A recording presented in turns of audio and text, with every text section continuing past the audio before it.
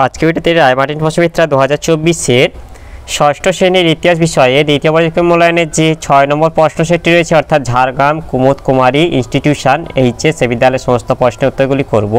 তার আগে তোমরা কেউ যদি আমার চ্যানেলে নতুন হয়ে থাকো তাহলে চ্যানেলটি অবশ্যই সাবস্ক্রাইব করে নেবে। এটা হচ্ছে সঠিক উত্তরটি বেছে নিয়ে লেখো। একে আছে আর্য সত্য হলো এটা বৌদ্ধ ধর্মের অংশ। 2 আছে সকারি বলা হয়, এটা দ্বিতীয় চন্দ্রগুপ্তকে তিনি প্রথম বৌদ্ধ সংহতি অনুষ্ঠিত হয়, এটা রাজকীয় হবে। 4 জেন্ট আবিষ্কার শ্রেষ্ঠ দেবতা হলেন, এটা অহুর হবে। 5 হর্ষচরিত কাব্যটির রচয়িতা হলেন, এটা বাণভট্ট হবে। এরপর 2 দিকে আছে নিম্নলিখিত প্রশ্নগুলির উত্তর দাও। একে আছে আইহোল প্রশস্তি কে রচনা করেন? আইহোল প্রশস্তি রবিকীর্তি রচনা করেন। 2 দিকে আছে আলেকজান্ডারের সেনাপতির নাম কি? আলেকজান্ডারের সেনাপতির নাম ছিল সেলুকাস নিকেটর। 3 দিকে আছে কুষাণ সাম্রাজ্যের প্রতিষ্ঠাতা কে? কুষাণ সাম্রাজ্যের প্রতিষ্ঠাতা হলেন কুজুল কথফিসিস। 4 একটি রাজতান্ত্রিক মহাজনপদের নাম লেখো। একটি রাজতান্ত্রিক মহাজনপদের নাম হলো মগধ। 5 মহাক্ষত্রপ উপাধি কে নিয়েছিলেন? মহাক্ষত্র উপাধি শক শাসক রুদ্র দামন নিয়েছিলেন। এরপর 3 দাগে আছে নিম্নলিখিত প্রশ্নগুলির যথাযথ উত্তর দাও। একই আছে কুষাণ কারা? এর উত্তরটি হলো মধ্য এশিয়া থেকে কয়েকটি যাযাবর গোষ্ঠী পশ্চিম দিকে চলে যায়। এরা বর্তমান আফগানিস্তান ও ভারতের উত্তর পশ্চিম অংশে অবস্থান করতে থাকে। এদের মধ্যে সবচেয়ে উল্লেখযোগ্য গোষ্ঠী ছিল ইউএঝি গোষ্ঠী। ওই গোষ্ঠীর একটি শাখা ছিল কুয়েইজুয়াং, যারা ব্যাকটেরিয়ার উপর আধিপত্য স্থাপন করেছিল। ভারতীয় ইতিহাসে এদের কুষাণ নামে অভিহিত করা হয়েছে। এরপরে বেড়ে গেছে আদি বৈদিক যুগের সমাজে নারীদের অবস্থা কেমন ছিল? এর উত্তরটি হলো ঋগ বৈদিক বা এটা আদি বৈদিক যুগে সমাজে হচ্ছে কন্যা সন্তানকে উপযুক্ত মর্যাদা দেওয়া হতো। এ যুগে নারীরা বেদ চর্চা করতে পারতেন। নারীদের উপযুক্ত শিক্ষাদানের ব্যবস্থা ছিল। সমাজে নারীরা পুরুষদের সহধর্মিণী ও সহকর্মিণী হিসেবে কাজ করত। গৃহস্থালির ব্যাপারে এরা সর্বময় কর্তৃ ছিল। নারীরা পুরুষদের সঙ্গে ধর্ম আচরণ, সাহিত্য চর্চা, যুদ্ধবিদ্যা ও অসি চালনা, সভা সমিতিতে যোগদান ও অন্যান্য কর্ম সম্পাদন করত। অধ্যাপনা এবং তর্কযুদ্ধেও নারীদের যোগদান লক্ষণীয়। সমাজে পর্দা প্রথা, বাল্যবিবাহ, বহুবিবাহ, সতীদাহ প্রভৃতি কুপ্রথা প্রচলিত ছিল না। তবে বিধবা বিবাহ সামাজিকভাবে স্বীকৃতি ছিল। বিশ্ববারা, অপলা, ঘোষা, লোপামুদ্রা প্রমুখ নারীরা বিদ্যাচর্চায় বিশেষ খ্যাতি অর্জন করেছিলেন। এরপরে 3 আছে পঞ্চম মহাব্রত কি? এর উত্তরটি হলো জৈন তীর্থঙ্কর পার্শ্বনাথ জৈনদের চতুর্থ মহাব্রত বা 4টি নীতি পালনের নির্দেশ দিয়েছিলেন। মহাবীর এই 4টি নীতির সঙ্গে আরও একটি নীতি যোগ করেন। বর্ধমান মহাবীরের যোগ করা নতুন নীতিটি হলো ব্রহ্মচর্য পালন করতে হবে। জৈন ধর্মে এই 5টি নীতিকে একসঙ্গে পঞ্চম মহাব্রত বলা হয়। 4 আছে নিচের প্রশ্নগুলির উত্তর দাও। একে আছে টিকা লেখো মেগালিথ। এর উত্তরটি হলো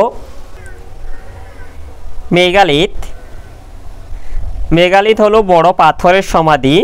প্রাচীন ভারতে বিভিন্ন অঞ্চলে জনগোষ্ঠী পরিবারের মৃত ব্যক্তিদের সমাধি বড় বড় পাথর দিয়ে চিহ্নিত করা হতো। এই সমাধিগুলি নানা রকম দেখতে হতো। কোথাও এটি বড় পাথর আকাশের দিকে মুখ করে পোতা হতো, কোথাও সমাধির চারপাশে অনেকগুলি পাথর বৃত্তাকারে সাজানো হতো, কোথাও অনেকগুলো পাথর একটি বড় পাথর দিয়ে ঢাকা দেওয়া হতো, আবার কোথাও পাহাড় কেটে গুহা বানিয়ে সমাধি বানানো হতো। এরপরে বেড়ে গেছে সপ্তসিন্ধু অঞ্চল কাকে বলা হয়? আদি বৈদিক যুগের অধিবাসী বা আর্যদের বাসভূমি ছিল সপ্তসিন্ধু অঞ্চল। সপ্তসিন্ধু অঞ্চল বলতে বোঝায় 7টি নদীর তীরবর্তী এলাকাকে। 7টি নদী হলো সিন্ধু, সরস্বতী ও পাঞ্জাবের 5টি নদী বিতস্ততা, চন্দ্রভাগা, শতদ্রু, ইরাবতী ও বিপাশা। বর্তমান পাকিস্তান ও আফগানিস্তানের উত্তর পশ্চিম সীমান্তের সঙ্গে আদি বৈদিক যুগের মানুষের পরিচয় ছিল। এরপরে 5 দাগে আছে যে কোনো একটি প্রশ্নের উত্তর দাও। একে আছে নব্য ধর্ম আন্দোলন বলতে কি বোঝো? বৌদ্ধ সংগতি সম্পর্কে আলোচনা করো। এর উত্তরগুলি হলো খ্রিস্টপূর্ব ষষ্ঠ শতকে কৃষক, ব্যবসায়ী, ক্ষত্রিয় ও শূদ্রসহ সমাজের বিভিন্ন অংশের মানুষ যজ্ঞ, ধর্মীয় আড়ম্বর, পশু বলি ও ব্রাহ্মণদের বিরুদ্ধে যে প্রতিবাদী আন্দোলন শুরু করেন তাকে নবধর্ম আন্দোলন বলা হয়। ব্রাহ্মণ্য ধর্মের বিরুদ্ধে এই প্রতিবাদী আন্দোলনের ফলে প্রায় 63টি নতুন ধর্ম বা নবধর্মের উদ্ভব হয়, যার মধ্যে বিশেষভাবে উল্লেখযোগ্য ছিল জৈন ধর্ম ও বৌদ্ধ ধর্ম। গৌতম বুদ্ধের নির্বাণ লাভের পর বিভিন্ন সময়ে বৌদ্ধ ধর্মের মধ্যে বিভিন্ন সমস্যার সমাধান বা বৌদ্ধ ধর্মকে সুসংহত করার জন্য মোট 4টি বৌদ্ধ সংগতি অনুষ্ঠিত হয়। একে আছে প্রথম বৌদ্ধ সংগতি। গৌতম বুদ্ধের নির্বাণ লাভের অল্প কিছুদিন পর হর্ষঙ্ক বংশের শাসক অজাতশত্রু আমলে 486 খ্রিস্টপূর্বাব্দ মগধের রাজধানী রাজগৃহে এক মহাসম্মেলনে অনুষ্ঠিত হয়। এটি প্রথম বৌদ্ধ সংগতি নামে পরিচিত। এই সম্মেলনে সভাপতিত্ব করেন মহাকশ্যপ গুরুত্ব।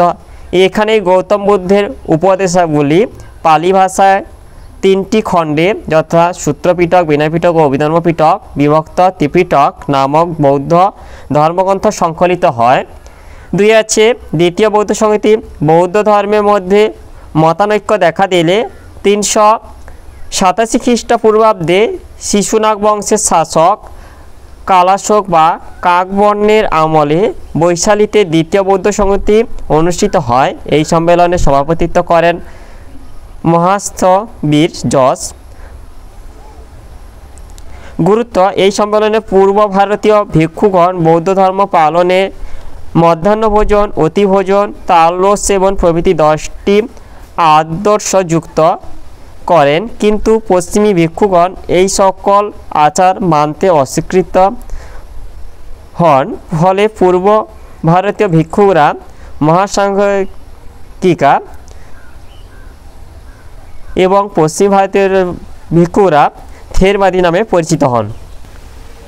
এরপর 3 রেখে গেছে তৃতীয় বৌদ্ধ সংগতি। মৌর্য সম্রাট অশোকের আমলে 251 খ্রিস্টপূর্বাব্দে পাটলিপুত্রে তৃতীয় বৌদ্ধ সংগতি অনুষ্ঠিত হয়। এই সংগতিতে সভাপতিত্ব ছিলেন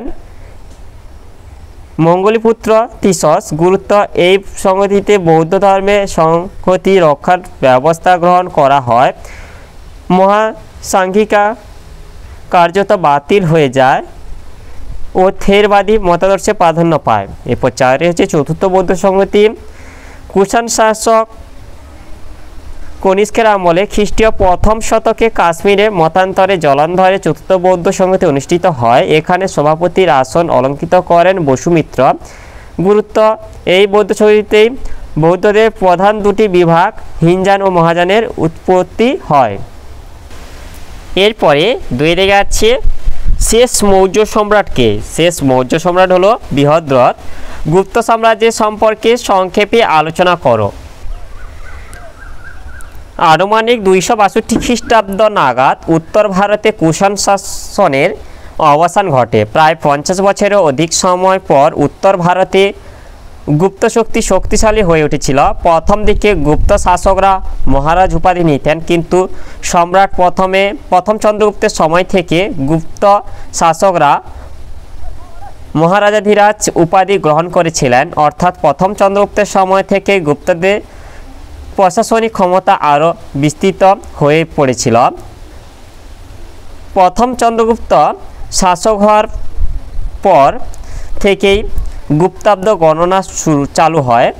মধ্যগঙ্গা উপত্যকার উপর ভিত্তি করে গুপ্ত সাম্রাজ্য গড়ে উঠেছিল। প্রথম চন্দ্রগুপ্ত সম্ভবত 335 খ্রিস্টাব্দ পর্যন্ত শাসন পরিচালনা করেছিলেন। পরবর্তী শাসক সমুদ্রগুপ্তের আমলে গুপ্ত সাম্রাজ্য সবচেয়ে বৃহৎ আকার ধারণ করেছিল। উত্তর ভারত ও আর্যাবর্তে 9 জন শাসকের সমুদ্রগুপ্ত পরাজিত করেন। অরণ্য বা আটবিক রাজ্যগুলি তার দখলে চলে এসেছিল। ফলস্বরূপ পূর্বে রাঢ় থেকে পশ্চিমে গঙ্গা উপত্যকার উপরের অংশ পর্যন্ত গুপ্ত শাসন বিস্তার লাভ করেছিল। দক্ষিণ ভারতেরও 12 জন রাজাকে পরাজিত করে সুদূর দক্ষিণে তামিলনাড়ু উত্তর পূর্ব অংশ পর্যন্ত গুপ্ত সম্রাটের আধিপত্য স্থাপিত হয়েছিল। উত্তর ভারত থেকে দক্ষিণ ভারতে শাসন পরিচালনা করা সম্ভবত কষ্টসাধ্য ছিল। তাই দক্ষিণ ভারতের 12 জন রাজাকে তিনি শেষ অবধি রাজ্যে ফিরিয়ে দিয়েছিলেন। কয়েকটি করদ রাজ্য ছিল যে রাজ্যগুলি সমুদ্রগুপ্তকে কর দিত। সমুদ্রগুপ্তের পুত্র দ্বিতীয় চন্দ্রগুপ্ত 376 খ্রিস্টাব্দে শাসক হওয়ার পর গুজরাট অঞ্চল থেকে শক ক্ষত্রপ শাসকদের উৎখাত করেন, তাই তাকে শকারি বলা হয়। শকদের পরাজিত করা নিদর্শনস্বরূপ তিনি রূপোর মুদ্রা চালু করেন। দ্বিতীয় চন্দ্রগুপ্তের পর প্রথম কুমারগুপ্ত সিংহাসনে বসে সাম্রাজ্যে নানা রকম মুদ্রা প্রচলন করেন। তার আমলেই নালন্দা মহাবিহার প্রতিষ্ঠিত হয়। প্রথম কুমারগুপ্তের পুত্র স্কন্দগুপ্ত সম্রাট হওয়ার পর সফলভাবে হুন আক্রমণ প্রতিরোধ করেছিলেন। তিনি সম্ভবত শেষ গুপ্ত সম্রাট যার আমলে গুপ্ত শাসন এলাকা ছিল বিশাল। এরপর থেকে গুপ্তদের শক্তি হ্রাস পেতে থাকে। ক্ষুদ্র ক্ষুদ্র স্থানীয় শাসকরা গুপ্ত সম্রাটের অবজ্ঞা করতে থাকে, ফলে উত্তর ভারতে বেশ কয়েকটি আঞ্চলিক শাসন গড়ে ওঠে। তাহলে আজকের ভিডিওতে আমরা ষষ্ঠ শ্রেণীর ইতিহাস বিষয়ের যে 6 দাগে ঝাড়গ্রাম কুমুদকুমারী ইনস্টিটিউশন এইচএস এই বিদ্যালয়ের সমস্ত প্রশ্নের উত্তরগুলি শেষ করলাম। আর তোমরা কেউ যদি আমার চ্যানেলটা এখনও সাবস্ক্রাইব করে রাখোনি তাহলে চ্যানেলটা অবশ্যই সাবস্ক্রাইব করে নেবে। ভিডিওটি ভালো লাগলে ভিডিওটিকে লাইক, কমেন্ট ও শেয়ার করতে ভুলবে না।